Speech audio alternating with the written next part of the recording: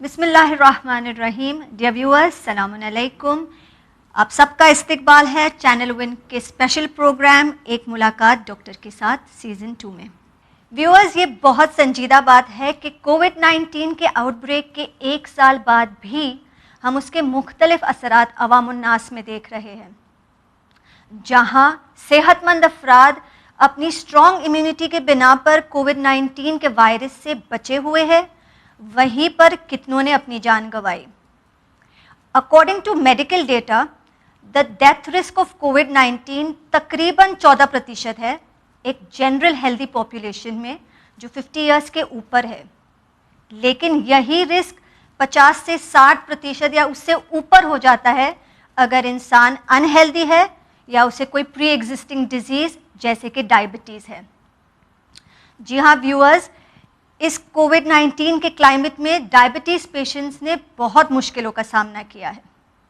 According to a medical study, the risk of dying from कोविड-19 is 3 times higher in patients with type 1 diabetes and twice as high in patients with type 2. उतना ही नहीं, BMC के अक्टूबर records ने बताया कि कोविड-19 से जितनी मौतें हुई थी उसमें 55% या तो डायबिटीज़ के मरीज़ थे या हाइपरटेंशन के। इसी वजह से कोविड-19 को लेकर डायबिटीज़ पेशेंट्स बहुत ही हसास और फिक्रमंद है कि आगे उनका क्या होगा। आज के हमारे एपिसोड का उन्वान भी डायबिटीज़ और कोविड-19 है और हमारे स्पेशल मेहमान जो आज आए हैं इसके मुख्तलिफ पहलू से हमें आशना करेंगे। Doctor Shaila Sheikh is an endocrinologist expert. She has over 20 years of experience and specializes in diseases like diabetes, PCOD, thyroid, obesity, and osteoporosis. She is a practicing consultant in several hospitals including Prince Ali Khan, Saifi, and Wokhad. उनका research मुख्तलिफ national और international journals में publish भी हुआ है। तो let us please welcome her once again on to the show. Doctor Sheikh, सलाम अलैकुम। वालेकुम अस्सलाम। Thank you so much for coming. Pleasure. So मेरा पहला सवाल ये है कि diabetes patients are they really more prone to कोविड-19? एक्चुअली ना, diabetic patients are not more prone to get the infection. अच्छा। लेकिन अगर डायबिटिक पेशेंट को इन्फेक्शन हो जाता है तो द रिस्क ऑफ कॉम्प्लिकेशंस और the risk of death is higher. Right. तो it is very important that आप इन्फेक्शन अक्वायर ही नहीं करिए। तो prevention is more important than treating the patient, because yes there are a number of patients who do well, but there is also huge number of patients जो अच्छा नहीं उनका treatment करने के बावजूद जिनको कभी कभी मॉर्टेलिटी, जिसका आउटकम अच्छा नहीं होता है। So that is very important that आप जितना हो सकता है उसको प्रिवेंट करें।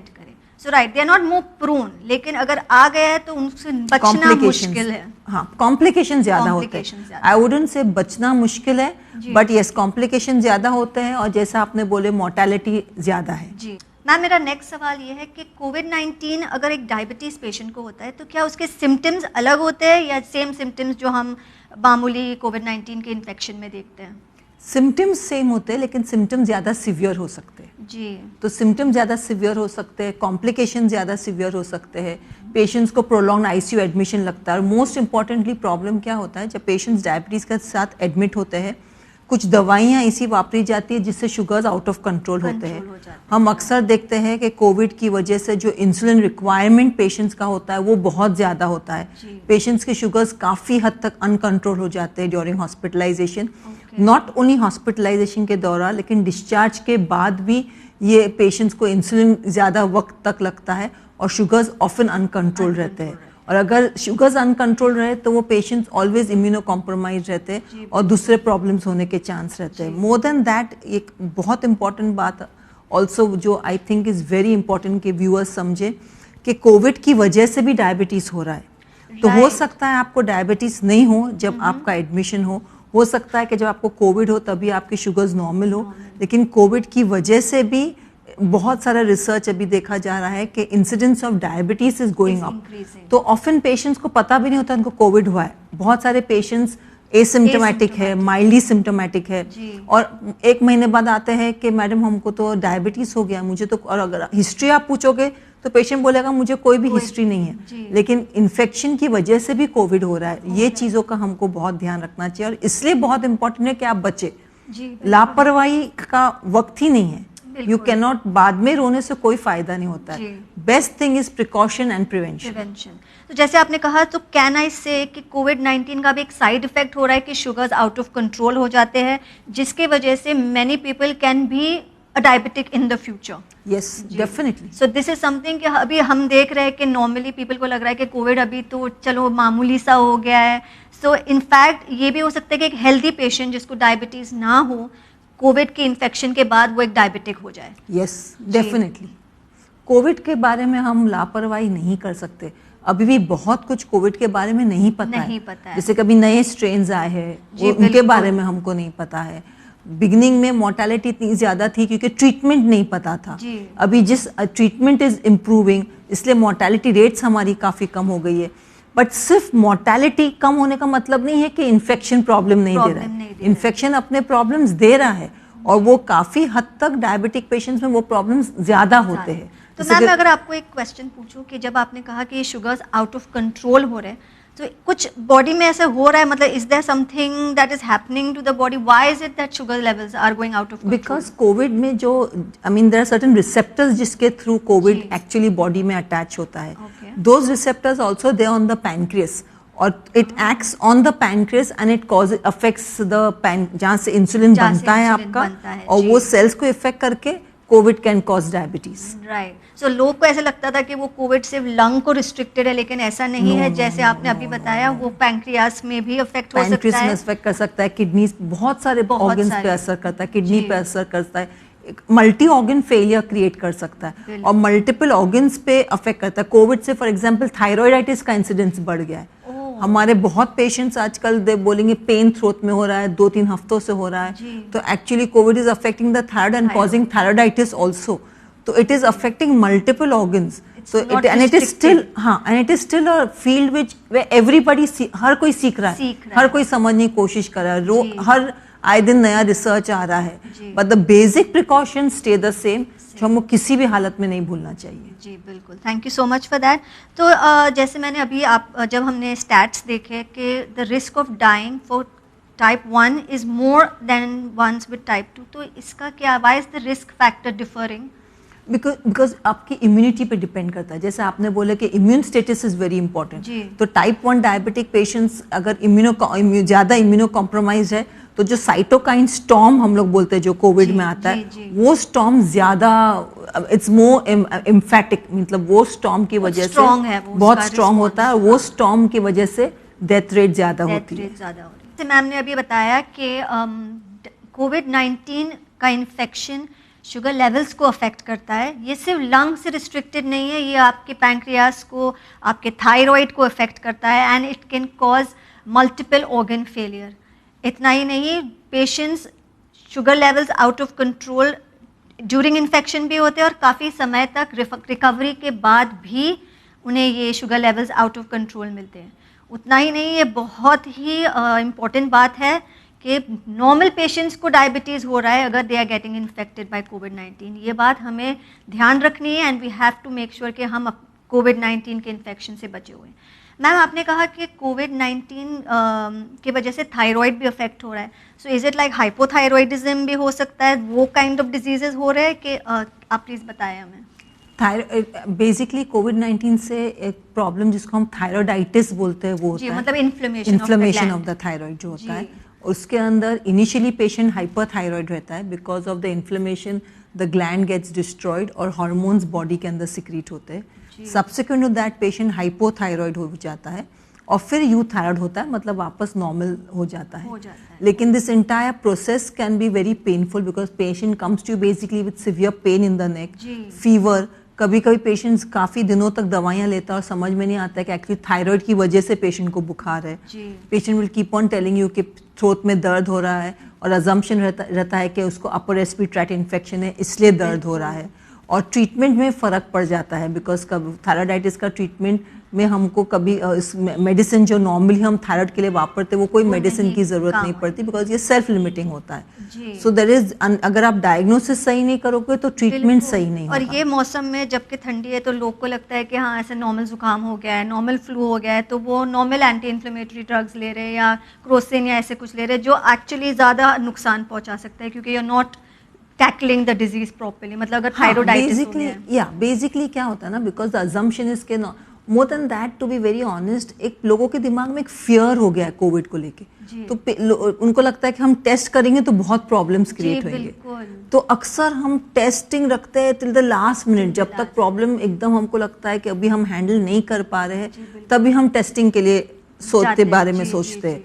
तो वहाँ पे प्रॉब्लम है कि हम ऑलरेडी डायग्नोसिस को डिले कर देते हैं आउट ऑफ दिस फियर, और जब डायग्नोसिस डिले होता है तो फिर treatment obviously is going to be more difficult because already patient complications के साथ आते हैं by then। तो the moment आपको थोड़ा सा भी शक होता है कि आपको कोविड है, उसको प्लीज इन्वेस्टिगेट करिए। उसमें कोई ऐसी खराब बात या ऐसी कोई खराब बीमारी नहीं है कि ओ माय गॉड कोविड हो गया।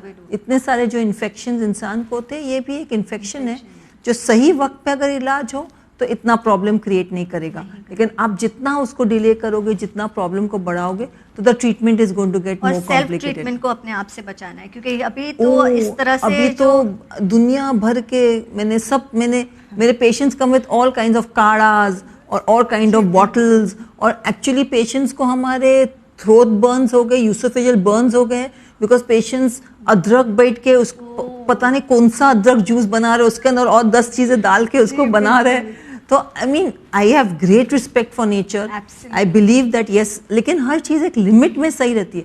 ऐसा नहीं है कि जो नेचुरल चीज़ है, हम खाने में भी उतनी सारी अदरक नहीं डालते जो लोग आजकल बना के काढ़ा सुबह में पी रहे हैं, और बहुत उससे आते हैं। देन यू रियलाइज के पूरा यूसोफेगस बर्न हो गया because of that hot water, burning hot water P रहे हैं। तो आई थिंक थोड़ा सा मॉडरेशन वहाँ पे ज़रूरी है, करिए जो इम्यूनिटी के लिए जरूरी है, लेकिन ओवरबोर्ड मत जाइए। और इट इज़ बेस्ट कि आप पहले एक डॉक्टर से कंसल्ट करें, प्रॉपर ट्रीटमेंट लें और ये साइड में रखें ताकि आप आपका इम्यूनिटी बूस्ट कर सकें।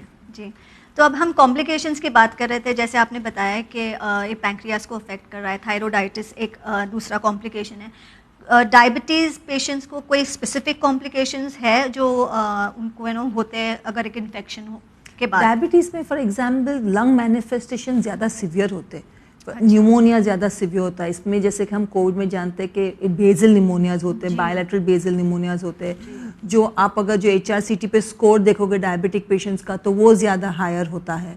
तो these patients will have much more severe infection than जो पेशेंट्स को डायबिटिक नहीं है, बिकॉज डायबिटीज़ पर से इज़ एन इन्फ्लेमेटरी कंडीशन, हम उसको कंडीशन ऑफ इन्फ्लेमेशन बोलते हैं। तो ये जो कोविड जो इन्फ्लेमेशन क्रिएट करता है, that still further versions because diabetes की वजह से, और इम्यूनिटी वैसे भी आपकी कम होती है डायबिटीज़ में।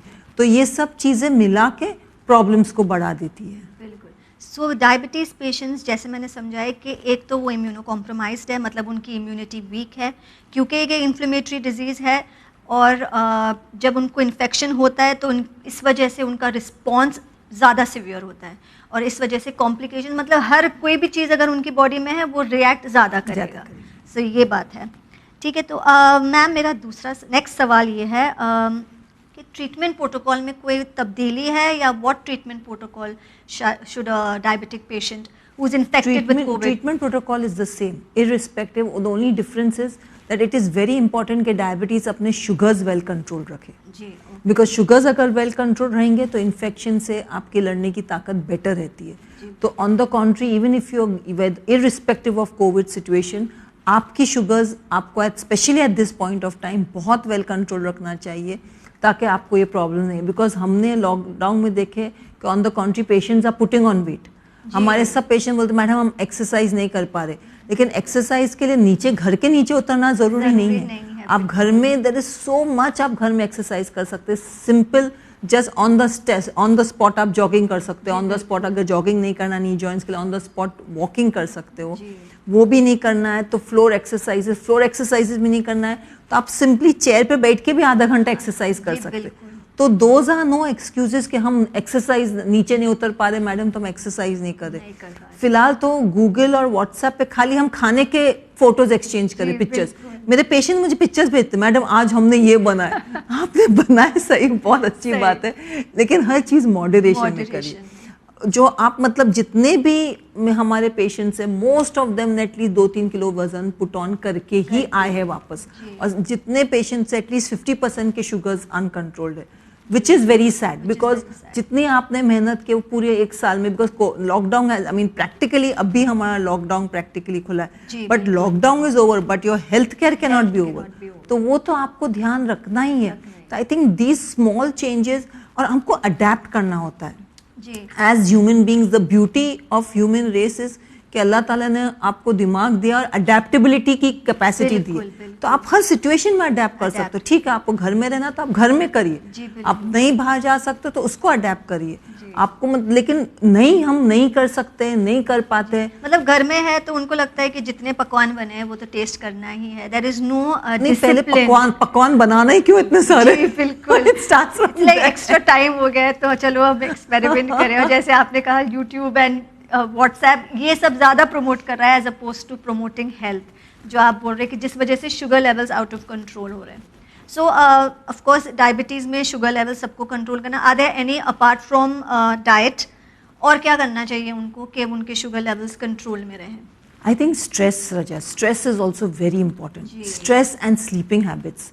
Stress, I understand diabetic patients बहुत डरे हुए हैं, बहुत परेशान हैं, और मतलब घर वाले भी परेशान है, नहीं आप ये मत करो, आप वो मत करो, लेकिन आई थिंक घर वालों की एक बहुत बड़ी जिम्मेदारी है कि जो घर के यंगर बच्चे हैं, जो हेल्दियर जनरेशन है, वो बाहर जाके कोविड घर नहीं लाए, क्योंकि उनको तो सिम्टम्स नहीं होते, वो एसिम्टोमेटिक रहते, तो वो जब घर लाते हैं अक्सर ये एहसास भी नहीं होता है। तो इट इज़ वेरी इंपॉर्टेंट कि आप बाहर मास्क पहने, इट इज़ वेरी इंपॉर्टेंट कि आप सैनिटाइज करें हैंड्स को।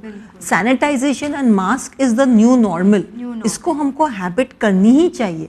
हम ये नहीं बोल सकते कि नहीं हमारे से नहीं हो रहा है, हम मास्क नहीं पहन सकते, वो एक्सक्यूजेस हम वापर ही नहीं सकते। और एटलीस्ट मेक कुछ सोशल डिस्टेंसिंग का कुछ तो अटेम्प्ट रखना चाहिए।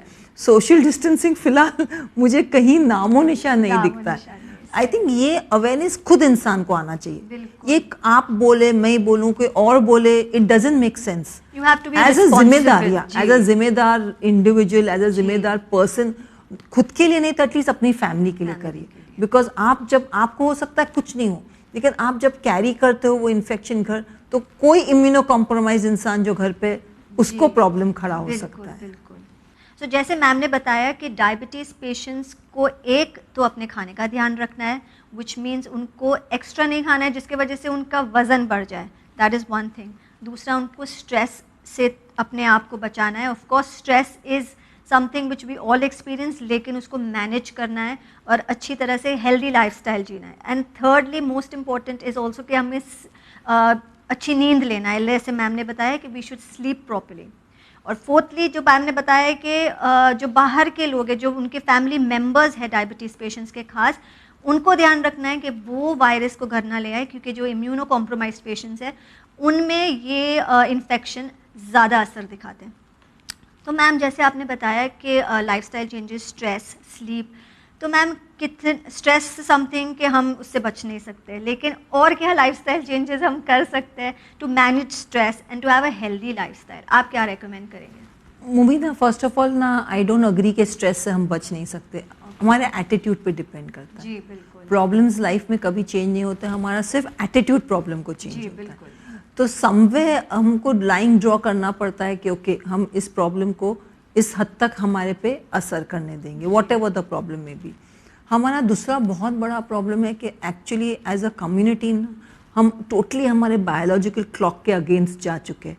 We sleep at 2 o'clock in the night, 3 o'clock in the night, हम उठते सुबह में 11 बजे, 12 बजे, जब एक्चुअली आधा दिन आपका बायोलॉजिकल क्लॉक के हिसाब से आधा दिन जा चुका है। तो आपके बॉडी को आप जब कंटिन्यूसली इस तरीके से अब्यूज़ करते हो, और वो भी स्लीप क्या होती है अक्सर, जैसे स्पेशली अगर हमारे लेडीज़ से हम पूछते हैं ना, हम उनकी लाइफस्टाइल को समझने की कोशिश करते हैं, हमारे लेडीज़ इनवेरिएबली बोलते बेचारे कि हम, मैडम मैं 1 बजे सोती हूँ, 5 बजे पानी आता है, 5 बजे पानी के लिए उठती हूँ, 5 से 6 पानी का प्रॉब्लम है हमारे वहाँ, फिर बच्चों की ऑनलाइन क्लास चालू हो जाती है तो उनकी क्लास, और फिर मैं उनके क्लास में उनको बिठा के सोती हूँ। अच्छा। तो स्लीप भी बहुत फ्रेगमेंटेड हो गई। Fragmented है, वो disturbed 2 से sleep है, जी। 5 या 1 से 5 या वो 3-4 घंटे सोए, जी। फिर 1-2 घंटे सोए, तो दैट इज अनदर प्रॉब्लम। और अगर आपकी स्लीप एडिक्वेट नहीं रहे तो वो ओबेसिटी करती है, ओबेसिटी वापस डायबिटीज करेगा, पेशेंट चिड़चिड़ा रहता है, हार्मोनल इम्बैलेंस होता है बॉडी में। और तो शुगर्स sleep भी ऊपर नीचे हो जाती ऑलवेज ऊपर नीचे होगी, जी, ऑलवेज बिल्कुल। ऊपर नीचे होगी, बिकॉज मोस्ट ऑफ अपने घरों में नाश्ता होता है सुबह में 11-12 बजे, बिल्कुल। दोपहर का खाना हो रहा है 4 बजे और रात का खाना हो रहा है 11-12 बजे। तो आई मीन जो एक्चुअली जो बेसिस है अपनी सोसाइटी का टोटली फॉर अ टॉस जा Toss चुका जा है। चुका है। मतलब सुबह में जो और that is when I am talking about society, I mean to say कि नेचर ने हमको बनाया कि हम सुबह में सनराइज के साथ उठे और सनसेट के साथ बिल्कुल। रैप अप करना सब चालू करें। बिल्कुल। तो हमारी तो सुबह होती है जब सन पूरा सन ऊपर होता पूरा। है, और जब रैप अप होता है जब ऑलरेडी आपकी Midnight। आधी नींद हो जानी चाहिए। बिल्कुल। तो दिस इज समथिंग जो थोड़ा भी अगर हम कोशिश करें चेंज करने की, आई थिंक बहुत फर्क पड़ेगा। बहुत फर्क पड़ता है, क्योंकि ये अपना इम्यूनिटी भी बढ़ाएगा and our sugar levels will also be in yes control. Definitely. जी बिल्कुल। तो मुझे मैम, डाइट जब हम बात करेंगे, is there any specific foods that diabetes patients can have, ताकि वो हेल्दी रह सके इस माहौल में? डायबिटिक फूड में ना the most important thing Mubina, इसके एक चीज़ याद रखिए कि प्लीज़ जूसेस मत पीजिए। Lot of patients think that juices are healthy. आप 2 फ्रूट्स जिनके खा सकते हो, नो प्रॉब्लम एट ऑल। आप लेकिन फ्रूट्स को खाने के बाद इमीडिएटली मत खाइए। Okay। अक्सर ये आदत रहती है हमारी, हम रात में खाना खाते 11 बजे, उसके बाद इमीडिएटली फ्रूट खाते और आधे पौने घंटे में सो जाते। वो नाइट का जो पैटर्न होता है ना, वो बहुत प्रॉब्लम देता है हमको। Okay। एक first of all food pattern में जहाँ तक सवाल है, आप आपका रूटीन फूड जैसे कि रोटी सब्जी दाल तरकारी आराम से खाइए, वेजिटेबल ज़्यादा खाइए, हो सकता है तो सैलेड ज़्यादा खाइए, नॉन वेजिटेरियन भी आप खा सकते हो, नो प्रॉब्लम एट ऑल। खाली ऑयल उसमें कम करिए। हमारे chicken is actually very good source of protein. Chicken से मुझे कोई शिकायत नहीं है, लेकिन प्रॉब्लम क्या है, हम जब उसको बनाते हैं हम उसमें फ्राई करके बहुत सारा, तो हम जो बहुत एक्चुअली हेल्दी चीज़ है उसको हम कंप्लीटली अनहेल्दी कर देते हैं। तो और मेन चीज़ हमको, अगर जब हम डायबिटिक हो और मेडिसिन को स्पेशली, जो मेडिसिन आपकी शुगर लो कर सकती है, तो इट इज़ वेरी इंपॉर्टेंट कि आप बहुत लंबा गैप नहीं रखें खाने में। और ये गैप स्पेशली हमको हैरान करता है शाम के वक्त, बिकॉज प्रॉब्लम क्या होता है, खाना जनरली अगर एवरेज हाउस होल्ड 2:30-3 बजे जो अपने पेशेंट्स खाते हैं, 2 से 3 बजे के बीच में भी खाते हैं, तो रात का खाना 9 से 10 बजे के बीच में होता है। तो एटलीस्ट शाम में 5 to 6 o'clock के बीच में एटलीस्ट एक फ्रूट खा लीजिए या नट्स खा लीजिए। Nuts is a very healthy source of protein. आप एक 8-10 बादाम खा लीजिए, 8-10 पिस्ते खा लीजिए, चना खा लीजिए। चना is also very good source of protein. तो या तो अगर कुछ नहीं तो आप एक बोल भर के जैसे कि राजमा है जो बॉइल्ड चना होता है, वो आप खा लीजिए। आप मसाले सब डाल सकते हो, लेकिन तेल उसमें ज़्यादा मत डालिए, बिकॉज आप पूरे पर हाउस होल्ड 1/2 लीटर ऑयल पर पर्सन पर मंथ वापरना चाहिए। तो आप उसको मल्टीप्लाई करिए। जैसे आपके घर में अगर 4 लोग हैं तो पूरे महीने में 1st to 31st तक आपको 2 लीटर तेल वापरना है। अभी वो 2 लीटर तेल के अंदर, मेरे पेशेंट मुझे बोलते हैं मैडम 2 लीटर तेल तो 15 दिन ही चलेगा। तो हम बोलते फिर 15 दिन आप पानी में पकाइए, लेकिन 2 लीटर फिर आस्ते आस्ते आदत होती है। You understand, once you realise कि हम पेशेंट्स बोलते हैं, अक्सर पेशेंट्स अपने डब्बे लाते, ऑयल के कैंस लाते, तो हम बोलते 2 लीटर बॉटल में उसको निकालिए और उस पर ध्यान रखें कि इसके बाद तो मुझे तेल मिलने ही नहीं वाला है। ऑटोमेटिकली तेल कम जाने लगता है खाने में। तो स्मॉल चीज़ें भी अगर हम करने लगे ना, और मेनली बहुत एक साथ ज़्यादा मत खाइए, बिकॉज आप जब बॉडी को ओवरलोड करते हो, और स्पेशली खाने के बाद इमीडिएटली सोइए मत, इमीडिएटली लेटिए मत, बिकॉज वो प्रॉब्लम देता है, फिर आपकी बॉडी वो कैलोरीज को बर्न नहीं कर पाती है।